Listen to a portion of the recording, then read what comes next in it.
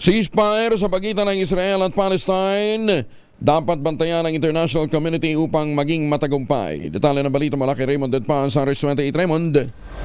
Mahalaga ang papel na gagampanan ng international community sa pagtatagumpay ng ceasefire sa pagitan ng Israel at Palestine. Ito ang paniniwala ni Senador Loren Legarda kasunod ng napagkasundo ang Gaza ceasefire na nagsimula ng ipatupad. Umaasa si Legarda na sa tulong ng global community ay magtagal at maging matagumpay ang ceasefire. Dapat itong makapagbigay daan para sa humanitarian aid at makatulong sa pagbangon ng mga komunidad na naapektuhan ng giyera.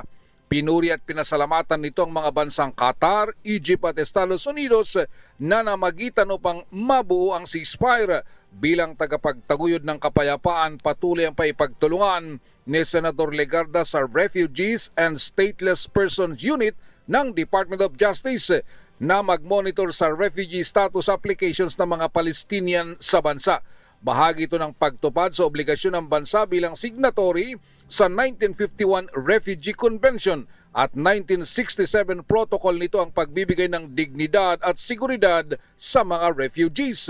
Sinusuportahan din nito ang isang food business na pinatatakbo ng pamilyang Filipino-Palestinian na nakatagpo ng kanlungan sa bansa. Umaasa si Legarda na sa pagitan ng ceasefire na ito ay makababalik na sa kanilang lugar ang milyon-milyong nawalan ng tirahan at muli na ring makabangon ang Gaza. Ito si RH28 Raymond Dadpaz para sa DZRH, una sa Pilipinas, una sa Pilipino. Maganda